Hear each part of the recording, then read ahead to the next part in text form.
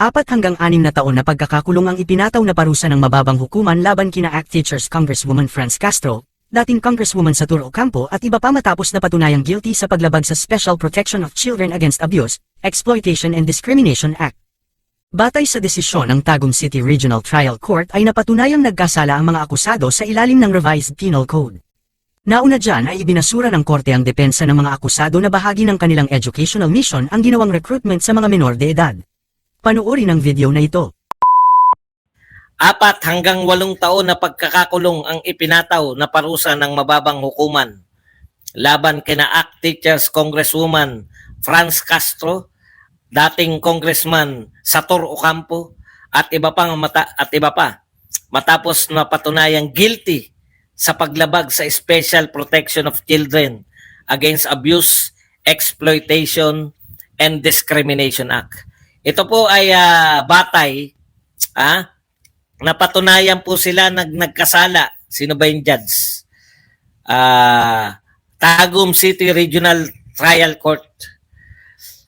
Kaugnayan po to yung sa 2018 na ibiniyahe po nila yung 14 na minor de edad. Minor de edad, binahe nila. Papunta sa Talaingod, Davao del Norte. Nauna dyan ay, hindi, galing sa Talaingod, di ba? Dinala yata sa Cebu yan. Dapat pati po yung nagkup-kup, yung mga pinuntahan. Alam ko yung mga pari ang pinuntahan ng mga yan. Okay. Nauna dyan ay binasura rin ng korte ang depensa ng mga akusado na bahagi ng kanilang educational mission ang ginawang recruitment sa mga minor de edad. Grabe yan, nasaksihan natin. No? Tapos yung magre-rescue, yung i-rescue yung mga bata mismo yung galit sa mga magre-rescue yung pulis. Nakasama na yung mga magulang. Grabe po yung impluensya ng mga to. Paano mo sasabihin na educational mission yun? Hindi naman pumayag yung mga magulang. Di ba? Talagang re-recruitin na nila yung mga kabataan na yun. Yun po yun. Educational mission, kayo pupunta ron sa lugar para... Kaya yung mga bata, talagang ang tatapang na nun eh. Na-recall ko lang yung mga kaganapan ng panahon na yun. Anyways, so 4 hanggang 8 taon, may nagpauna na po dito kanina, may nagsabi na yan ba dong ay ayon kay Attorney Trixie. Pagbigyan na natin at dapat kasi magtanong na lang. Sige, kung ang katanungan, makukulong ba agad? Siyempre, i-apila pa po nila yan. Parang si, lang yan, guilty po, no? Si, anong pangalan nun? Yung si Maria Reza, di ba guilty yun? Tapos inapila. Apila pa lang yan dahil, regional trial court pa lang. So, pwede pang i-apila yan sa Court of Appeals.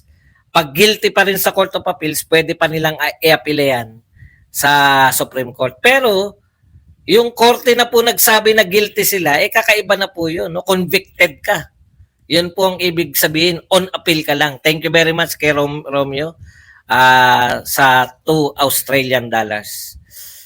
Hindi naman po final yung naanuhan ka na po na ikaw ay guilty. Guilty ka na po eh. Inaapila mo yung guilty mo. Pero ikaw ay convicted na. Yun po yung ibig sabihin nun. Pwedeng nakalaya ka pa ngayon kasi magpapiansa ka. Piansable eh.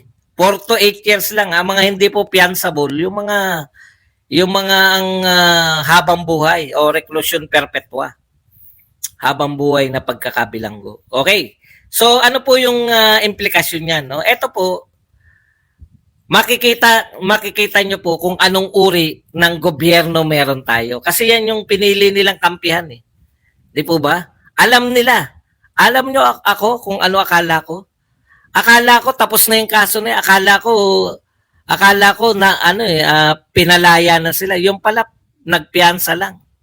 Tuloy-tuloy pa pala yung kaso, no? Kaya po convicted yan. Ito ang katanungan dito sa gobyerno na to. Meron kayong ka-unit team na nagngangalang Sara Duterte. In fact, hindi lang siya simpleng ka-unit team. Siya ang nagpanalo kay Marcos. Kahit na bali-baliktarin niyo pa yung mundo, mapapatunayan naman natin yan sa 2028 eh. Di ba? Madaling patunayan yan eh. Magpa-ilaban nyo kay Sara Duterte at nang makita natin kung kayo talaga. Kasi binabaliktad ng mga to eh. Si Marcos daw ang nagpanalo kay Sara Duterte. Napakalaking kalokohan. Kayo nga nanliligaw sa Davao eh. Kayo nga punta ng punta kasama yung kapatid mong Manggarin eh. No? Okay. Kaya ang ibig ko sabihin, eto, yung kaso na to, maganda pong sukatan to kung anong uri ng gobyerno meron tayo. Alam mo, Prince Harry, kung ano-ano mga pinagsasabi mo lang eh. Bakit ka ba, wala namang katuturan, blue na ako. Kung ano-ano lang mga pinagsasabi mo eh. Hindi ka nalang makinig o magtanong ng may direksyon.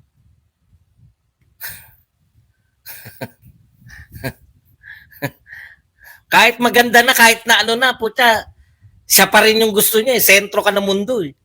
Gawa ka na lang ng ano mo, na sarili mong vlogs. Opo, pwede po silang tawaging convicted.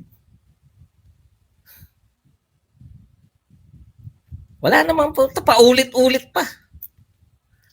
Okay, balik na po tayo. O, nagawa mo na yung gusto mong gawin. Matagal mo nang gustong gawin yan eh. Napupuna na kita eh. Huwag ka mag-alala. Masyadong ano, hindi lang ngayon niya ginagawa yan. Napupuna ko, nakikilala ko yan dahil sa mga walang katotoran na reaksyon. Okay. Punta na po tayo rito sa ano, sa balita. Ayan, hindi po lihim yan. Ito po si Franz Castro, attack dog. Naging attack dog po yan ni ano, attack dog nito ni, anong pangalan yan? Ni Martin Romualdez, di ba? Halata natin yan. Okay, tignan nyo po kung anong uri ng gobyerno meron tayo. Yung kanilang ka-unit team. In fact, kine-claim natin ng mga Duterte supporters na totoong nagpanalo. Kaya ako may question ako doon sa kingmaker na mga kingmaker. Tama sila Jing Paras eh. Totoo ba na siya nagpanalo si ano? Kasi parang kung tatanggapin ko naman na ang totoong kingmaker si Vic Rodriguez. Ibig niyo sabihin, pwede niyo palang hindi ni-recruit si Sara Duterte. Pwede palang manalo, no? Ewan lang natin. Masasagot naman balang araw. Yun lang yung nakakasakit sa aming mga Duterte. Pag nanalo na kayo, itsepwera na lahat ng mga Duterte. Okay.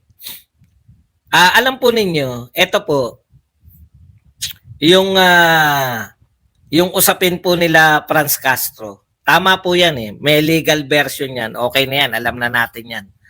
Convicted si Franz Castro. Ang hindi ko lang gusto, may kaso yan eh. Di ba? Yan nga. No? Si BP Sara, walang kaso. Walang kaso. Pero ginagawa nila ng usap. Sino yung gumagawa ng usap? Etong may kaso. Si Franz Castro. At sinasakyan lang una ni Martin. Pero nung nakita niya na feasible, na pwede na nating sakyan to, pwede na nating sakyan tong tao na to, si Franz Castro. Total, sinisiraan niya si Sara Duterte. Makaka-gain dyan si Martin. Tignan ninyo, anong uri ng gobyerno meron tayo. Mas pinaburan nyo pa yung taong kakampi nyo na, pero mas kinampihan nyo pa yung kumakalaban sa taong kakampi nyo. O ngayon na napapatunayan kung anong uri ng tao yung kinampihan ninyo. Inisyuhan nyo si BP Sara na wala naman talagang kaso. Nakakatawa na ngayon. Kasi nung una nakakapanggulat pa kayo. 11 days nagastos ang 125 million. Tignan nyo, sukatin nyo. Isang oras, lalamunin yung 20 million. Di ba mas masakit pakinggan yun? Lalamunin 20 million sa loob ng isang oras? Isang oras lang lalamunin yun. Matagal ba yung lamunan na yan? O lamon na yung tawag natin kasi 20 million. Kung yung oras nga 20 million, ilang oras lang. Hindi, wala nag-question. Di ba? Alam nyo kung gaano ka, anong tawag dito sa gobyernong ito? Anong uri ng gobyerno to, yung ipokrito? Kino-question yung 11 days na 125 million. Yung 20 million, wala nagko-question. Ilang oras lang nilang lalamunin. Masakit yung salitan lamon, no? Lalo na sa mga munyaman.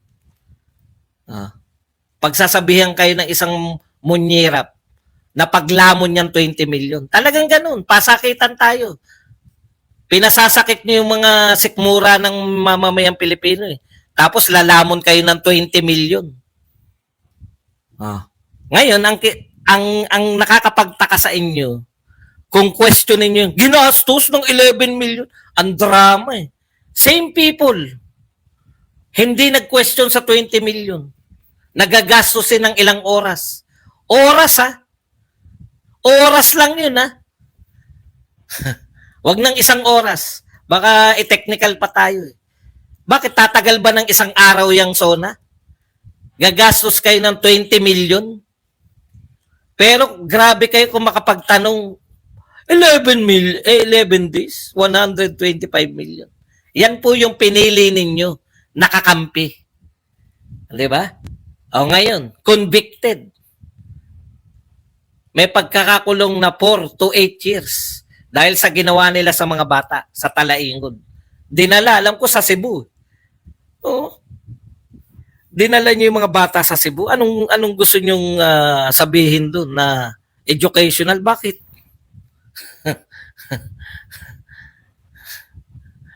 Okay. Yan po yung pinili ninyo. Alam nyong may kaso yan. Pero mas pinili nyo maging kakampi, mas pinili nyo ka-unity yan na may pagkakasala sa batas kaysa dito sa Vice President na ino-a nyo lang yung 11 million. Ay 11 days na 125 million. Pero, di ba?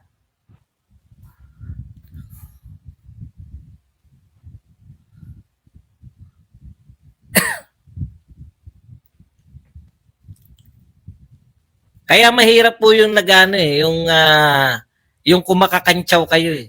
Ni isa pong kaso, wala pong kaso si si Sara Duterte doon sa 125 million. Pero etong mga nag-aakusa, yan ang pasimuno si Franz Castro eh. Nag-aakusa. Yun ang tunay na may kaso. At hindi po kaso sa simpleng kaso, sa minor de edad. Biruin mo mga minor de edad, gagawin mong ngayon, makikita nyo po yung valuing. Sa value siya ng tao eh. Sa mga pinapalibot mo sa sarili mo, sa mga kinakampihan mo. Di ba ito yung pinagtanggol mo, Martin? Galit na galit ka kay Pangulong Duterte dahil isa kayo, hindi ko alam kung si Martin mismo yung mga alipores niya. Yung akala nyo ay pinagbabantaan ni Pangulong Duterte. Nakalimutan ko na yung eksaktong sinabi ni Pangulong Duterte. Yan kasi, yan din yung nagkaso kay Duterte na pinagbabantaan daw yung buhay niya. Di ba? Si Franz Castro. Naroon tayo nun eh. Yun yung unang rallying sama natin sa may Quezon City Hall of Justice.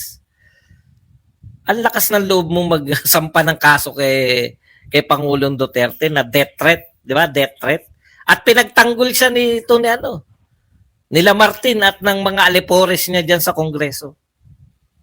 Yan po ang pinagpalit ninyo kay Sara Duterte. Convicted sa kaso. Umani naman ito ng iba't ibang reaksyon mula sa ating mga netizens. Ayon kay Richard Kahilig, protektahan yung hukom na nagbaba ng hatol dahil matapang niyang ginampanan yung tungkulin niya.